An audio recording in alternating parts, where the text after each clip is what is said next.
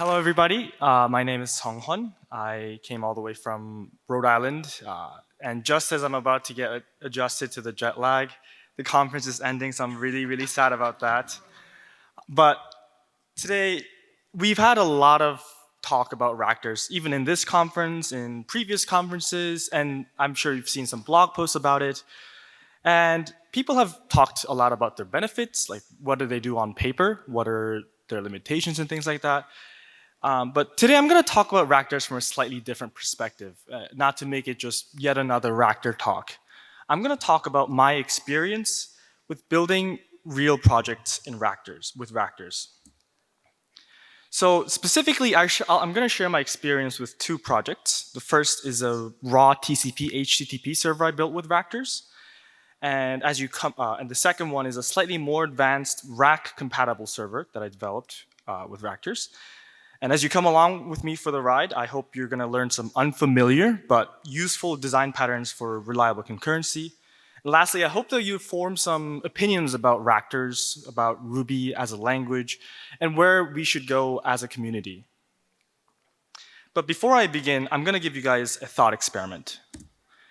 Imagine you are a preschool teacher, and you have a group of toddlers.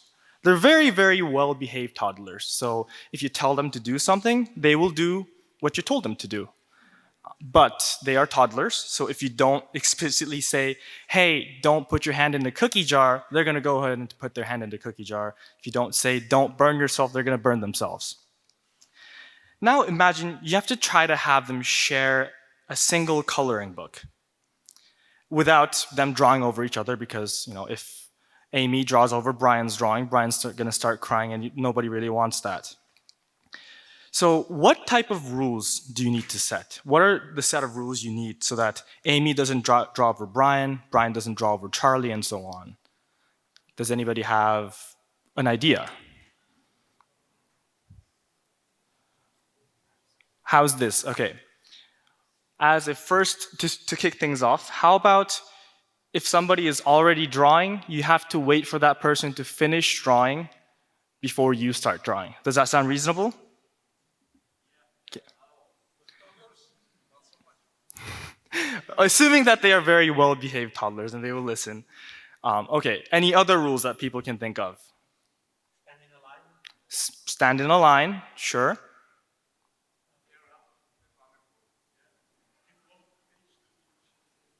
Oh, we're going to get to that later, but at the moment, we're not going to touch the coloring book. Okay, so we have those two rules, very basic. If somebody's drawing, wait for them to finish drawing, and stand in a line. Okay, who thinks this is going to actually work? Do you think the coloring book will be always occupied and nobody's going to draw over each other? Can I get a raise of hands? Who think this is a good system? Raise of hands. Who thinks this is a bad system? Who's not entirely sure? Okay, so we got, I think, like 50% not sure, 40% bad system, 10% good system. So we have a bit of a distribution. Let's consider this situation. Amy starts drawing first. And as we decided, Brian will start waiting until Amy finishes drawing. But remember how we didn't say that Amy needs to actually finish drawing when she starts drawing? So Amy decides to take a nap in the middle of drawing. And because we told Brian that you have to wait until Amy finishes drawing, the drawing book is in front of Amy, who is napping, and Brian just sits idly. And only when Amy wakes up like an hour later, Brian can actually start drawing. So this is not a very desirable situation. We don't want the kids to do nothing for an hour. Now let's even complicate it even more and add crayons to the equation. Now they have to share crayons, and again, we set the rule that if you want a crayon, you should wait for the person who has that crayon to finish drawing. And then you run into a situation like this. Amy starts drawing with a blue crayon. Brian starts waiting on Amy. Charlie starts waiting on Brian with a red crayon. But then Amy decides she actually also wants the red crayon, and Amy starts waiting on Charlie. What goes wrong in this situation? It's a deadlock. Amy is waiting on Charlie, Charlie is waiting on Amy, so nobody can actually do anything. Okay, now switch toddlers with threads and your dinosaur coloring book with memory. And this is a rough picture of what programming with threads is like. Threads are free to sleep whenever. They will wait for whoever. They will share whatever, unless you explicitly tell them you cannot do this. No, you cannot sleep while you're drawing. No, you cannot draw while other person is drawing. You have to set these very, very explicit rules for them to not do something. And with what many programmers working with concurrency have found out over the years is that this is kind of not a great way to do things. Generally, it's easy to forget a rule or two and something goes terribly wrong in production. And this idea that threads are not necessarily a good tool is not something new either. This is a slide from John Ousterhout's 1995 presentation, and you can tell how old it is because it says Sun Microsystems and not Oracle. And if you have worked with distributed systems, you might also be familiar with John Ousterhout's more recent work called the Raft protocol. So the point I want to get across is that John Ousterhout is one of the pioneers of concurrency and still is a very, very major player in the concurrency game, and he's a veteran with programming with threads. And this is what he had to say about programming with threads. Essentially, you have to be a wizard to program with threads correctly. And if that wasn't convincing enough, here's a quote from Mats himself from a 2019 interview. I also regret adding threads to the language. We should have had a better concurrency abstraction. So hopefully you kind of see where threads are a slightly dangerous feature for concurrency. Now, we're going to go back to actually what one of the people in the audience seat mentioned before. And how about we split the coloring book in 3 and share it among Amy, Brian, and Charlie? Same thing with the crayons. If we have 12 crayons, we're going to give 4 to Amy, 4 to Brian, 4 to Charlie, something like that. And if you need something that another child has, you will go and ask for it. And that person will give it to you. Notice how we are sharing less, but there's a bit more structure to the organization here. And for this to work, we just have 3 very, very simple rules. First is you don't touch other people's stuff. Second is if you need something, you ask the person who has it.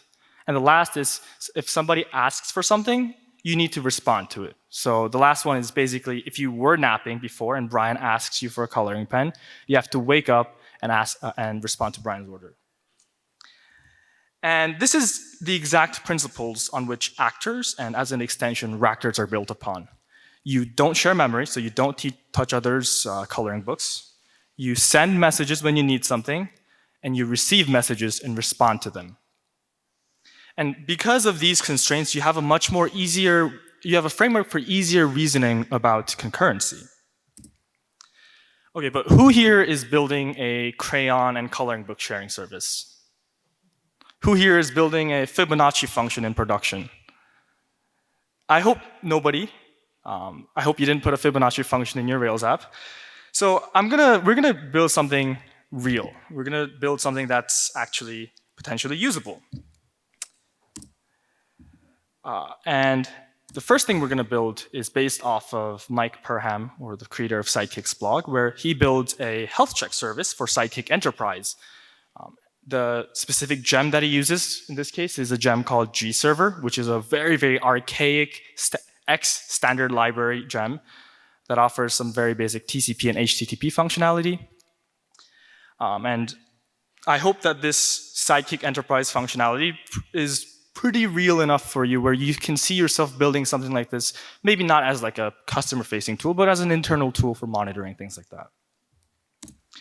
So gserver follows a pretty simple architecture. It's threaded, and for each incoming connection, you spawn a new thread, and that thread will run whatever code you provided it in the case of a health check. If it responds, it returns a 200. If it doesn't, it returns a 404. And thanks to the fairly simple architecture, this is pretty much immediately convertible to Ractors, where instead of using threads, we'll just spawn a bunch of Ractors, or in the specific implementation that we have, we're going to have a pool of Ractors and have them pick up each connection as it comes in. So this is the slightly truncated version of the code for the main Ractor. You can see it's pretty straightforward. You just have a loop where the main Ractor just accepts clients from a TCP port, and it yields that client. So yielding is a form of passing messages to another Ractor. And the rest of the code below is just stopping the Ractors. You can see that the main Ractor collects the worker Ractors after it terminates. And here's the code for the worker. This is even simpler, where it just says you get a message, and if the message is not a terminate message, you assume that it's a client object, and you just run whatever code the person who asked you to run the code in. And the rest is just error rescuing. Like if you have an error, you don't want it to hang, you want it to actually exit and things like that. So the re-implementation of gserver with Ractors is a few hundred lines of code. You can actually check it out on GitHub through the link below. It works, it fully functions. I even provide a sample health check that is exactly the same as the Sidekick Enterprise health check service. So we already have, at this point, just a few hundred lines of code, we already have a pretty functional Ractor library. But this is too easy for us. We want to do something even more advanced. We want to really push its limits. And some limits that come to mind with gserver is that it works with raw HTTP and TCP, meaning that you basically just get an IO stream and a bunch of text, a large string from that, which is not very useful. Like your Rails app cannot use a raw TCP connection. It uses something instead called a rack environment. It's also vulnerable to a slow LORS attack, which is when you have a client that sends really, really slow data, and that saturates however many workers you have. And that means because all your workers are waiting for this slow client to pass data, it can't take on any new clients. Technically, we could just tell people to use Nginx like Unicorn and Pitchfork does. But because because we really want to push the limits of Ractors, we're not going to do that. We're going to handle that ourselves. And for this, I looked to Puma, which actually does have some level of handling of slow clients. So this is not a very simplified, but a somewhat simplified diagram of how Puma works, where Puma has a dedicated receiver thread that takes connections. And when each connection finishes writing a request, Puma will send that request over to a worker, or specifically puts it on a work queue, where then a worker thread comes and picks it up. And Puma also handles transforming the HTTP request into a rack environment, which can then be consumed by Rails, Sinatra, Hanami, whatever modern web app framework you're using. So Puma has obviously a lot more things going on than gserver, but when you boil it down to the stuff that matters, it's really three things that it does. First, it handles connections asynchronously. That means if you have a connection that's not sending any data, you're not going to be waiting for that to send any data. Instead, you're going to be working on other stuff, and then when it does send data, then you go back to it and actually handle the data handle the new data. Secondly, it transforms HTTP requests into a rack environment, which is some rather convoluted parsing because the HTTP specification has just so many edge cases. And lastly, it has some mechanism for scheduling workers. That is, once a request is processed and a response is sent back, response is ready, it will take that response and send it back out through the connection. For the first two tasks, we are going to use a gem actually called async HTTP. This is the gem that is actually the backbone of the Falcon web server. So the Falcon web server is at a very high level just a wrapper around async HTTP, also developed by Sockettree. And this is where we kind of meet our very first really big challenge. So async HTTP will handle the asynchronous IO operations, and it'll also convert our string to a rack environment, which is a lot of really, really complicated parsing. But as soon as you heard, if you've worked with Ractors, as soon as you've heard we're going to use this gem, a thought might have popped up. Gems usually aren't usable with Ractors. As in, a lot of gems are not compatible with Ractors. Who here has worked with threaded code? Who here has run into thread unsafe gems while working with threaded code? Yeah, so once you introduce threads into your library, then that means you kind of need to consider a lot of gems that weren't built with threads in mind may display unexpected behavior.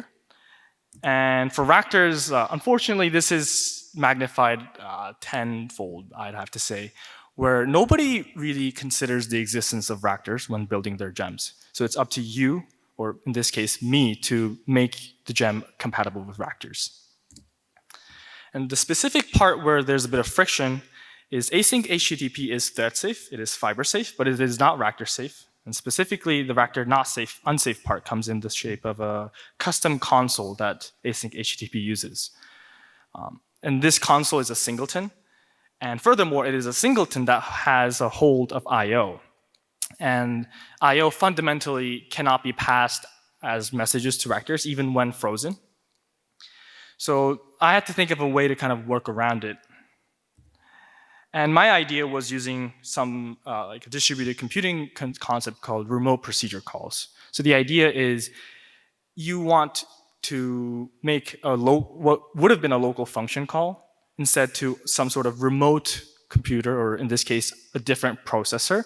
And that processor that has the actual resources to calculate that will calculate it or do the operation and then send back the results to you. So the basic idea is we want the above code to become the code below. Instead of calling loggers directly, you want to send a message to a logger Ractor, and the logger Ractor, who has sole ownership of the logger, is then going to print it out. For this, because I didn't actually want to change all the code, I used refinements, where using refinements that I only included in the worker Ractors, which are the Ractors who actually need access to the logger, I was able to stub out every single local call, like every single non-Ractor call to the logger, or in this case, the console, and instead stub it out with a message sent to the logger Ractor. The Ractor.current, that part is the Ractor local storage. So when I initiate a Ractor, I give each Ractor the address of the logger Ractor, and at runtime, it'll access that and check out, okay, which Ractor do I actually send my RPC request to? So in the end, we kind of have an architecture like this, where you have connections, you have a receiver that buffers those connections, changes them into a rack environment, passes them to worker Ractors, and then you kind of have a logger Ractor at the side for handling logging I/O operations. This is not too far off from Puma. And lastly, we have to handle scheduling. So for scheduling, we have multiple connections, and we have fibers that are present in the receiver Ractor. When a connection sends some data, a fiber is created, and that fiber will buffer the request. It will read whatever is available on the connection, create a partial request object, and say that it actually sends it in chunks and doesn't send the entire request in one go. Then it'll wait for another connection and say that in this case we have a different connection that sends some additional data, and then it goes to sleep. Once the first connection is ready again, the first fiber is woken up once more, and then it actually completes the request object. We pass that request object or rack environment to the worker pool. And then same thing with the second connection, where once all the data is received, we package that into a rack environment and pass it on to the worker pool. And notice how, because everything is running in parallel, in the meantime, we've had the worker Ractor actually process that request into response. And now the rather difficult part comes in, where we need to send that response back to the first fiber. Notice that we need to do this because the worker Ractors actually don't have the connection objects themselves. Only the receiver Ractor does. So the worker Ractor needs to send back the response object to the receiver Ractor, and specifically to the fiber from which it got the request from. So okay, how do we wake up a fiber then? There are at large 3 classes of operations that actually wake up a fiber. The first being some I/O event. We've seen that where once a connection actually has new data, a fiber will wake up. When a connection doesn't have any new data, the fiber will go to sleep. The second is some sort of thread operation So specifically, a thread joining causes causes a fiber wake-up event. Similarly, we have the mutex unlock, which is also wakes up the fiber. But notice how there's no Ractor operations here. So currently, there's no way for Ractors to actually wake up a fiber. So instead, we're going to cheese a little bit and then create a Ractor, do a blocking Ractor operation inside a thread. So the idea is that once the Ractor take actually finishes, the thread will then join. And because the thread joins, that will trigger a fiber event. And here comes the second part of the talk, making Ractors usable. So the previous idea I had about the G server replacement works perfectly, but the Rack-compatible server actually kind of doesn't work. But I'm going to say it's not super my fault, because there are some unstable APIs for Ractors, and there are also some dangerous bugs that I'm quite uncomfortable with. The first critical real blocker is that the interaction between threads and Ractors are not very well defined. Specifically, there are some definitions for what happens to threads inside Ractors, but it's not entirely clear what happens to Ractors inside of threads. So this will actually not trigger a fiber wake-up event, despite being a thread join event. Meaning that once we have the response object available, we actually can't send that back to the fiber, because the fiber will never know that that response object was sent, because it doesn't detect it. There is a pull request on it, not a pull request, but there is an issue report on Ruby gems, on the Ruby tracker board, but this does require a bit more discussion about the API and things like that. But here's a more concrete and arguably a current issue. So this is my logging for when a Ractor is initialized. You can see that it's pretty straightforward. It just sends the worker Ractor's names and says, oh, it was initialized. But you might also notice that I have a freeze there. That's because Ractors need to have all objects frozen if it's being sent, especially if it's being moved. But it's also supposed to automatically freeze things for you if they are not frozen. And if it's unfreezable, then it will throw an error. But if you actually get rid of the freeze statement there, instead of having the nice initial worker Ractor initialize message, you're going to get something like this. So you see the boxes with the question marks there, and you also see the initialized never actually printed. So here what I suspect is actually happening is some sort of memory bug where whatever is not, because there's some string interpolation going on, whatever string is actually not being properly frozen, and you have some sort of memory leak going on. So we have a weird situation where a message-based concurrency framework cannot necessarily correctly send messages. And this I find to be a very detriment to actually using Ractors. So here I briefly want to say that Ractors, I think there's a lot of things planned for Ractors, a lot of really interesting features, but unfortunately, frameworks with incomplete features are usable in a limited context, but frameworks with incorrect features are really difficult to use because you never know when things are going to go wrong. Like I would never be able to put Ractor in production because who knows when I might get some memory corruption and God forsake, some customer data gets leaked. That's not something you want. That's no matter how fast the performance met is, how much the performance met is, that's just something I cannot trade off. But it's easy to say, oh, Mats and Koichi should work 100 hours a week to fix all this and everything will be nice. That's really easy for us to say.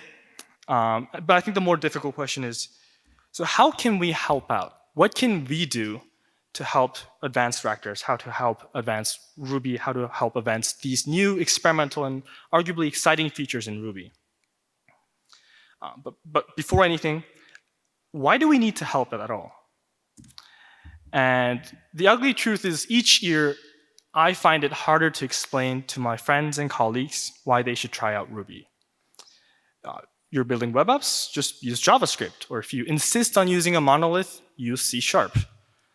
or .NET or whatever alternative there is. Looking for a simple scripting language, go with Python, where you just have a much, much larger audience. The truth is that the Ruby community must face that Ruby is not as exciting as it was once, as it was in the past. And so I looked at some of the fastest growing languages in the area in the modern age. And some that came to mind is Go, which, as you can see, overtook Ruby as the 10th place in 2022. Elixir, which we had a lovely talk from Jose about, and Rust. And I thought about what these languages have in common. I think for Go, for Elixir, it's very obvious, where any code you write is automatically concurrent, automatically parallelizable. With Go, even though it's not automatically parallelizable, they just provide you so many primitives to make it concurrent, to make it scalable, to make it parallelizable. And lastly, for Rust, Rust obviously has a lot of new and kooky ideas, but I think concurrency-wise, it also provides a new way to do concurrency at a very, very low level. Doing concurrency in C it's not a very pleasant experience, to say the least. In fact, it's almost impossible to build any large C program concurrently. So what I want to get across here as the point is that people care about concurrency now. That's a major factor in people making decisions about which language they're going to learn next, which language they're going to deploy next. And while scripting languages might not be exciting, I think that a scripting language with an easy concurrency and parallelism framework, that's pretty exciting, because Python doesn't have that. Bash doesn't have that. No real scripting language that's used commonly has such an easy way to do concurrency. And especially, I would argue, basically no scripting language has an easy way to do parallelism. So I believe that maybe this is the breakthrough that Ruby is looking for, to come back into the main stage once more and say, hey, we're actually doing something exciting. We're actually doing something that no other scripting language can offer, and that's why you need to use Ruby. If you want to build apps fast, and if you want to build concurrent and parallel apps, maybe that's our sell. So then, how should you use Ractors? And I say you should use Ractors pretty bravely. I've shown you how we can build a fairly reasonably sized project with Ractors. Sure, there's some challenges. Sure, it's uncomfortable. Sure, you're going to run into some bugs. But it's buildable. The code is literally there. And the fact that people aren't trying it out, or just trying maybe 10, 15 lines of Ractors and saying, oh, I can't just swap out threads for Ractors and have it work. I feel like that's kind of blocking people from really exploring the full potential of Ractors and where this can go. So here's my ask to you all, the Ruby community. I ask that you try out Ractors yourself, not on some toy program, but on something that you might actually be interested in trying out. Maybe it's a new framework. Maybe you want to learn what the Rack specification does. Maybe you want to learn parsing. Try it out on something that you want to learn as a hobby project, and tell us, share with the community what works, what doesn't work, what should work but doesn't work, and most exciting, what shouldn't work but actually does work. And I think this is the way to find out what are Ractors actually good for, what are they capable of, and where should we drive this new feature that's potentially something that no language has ever really done before in the right direction. So I hope that my little hobby project is some inspiration for you all to try out Ractors on your own time and check out what's in line for the next exciting Ruby feature. Thank you.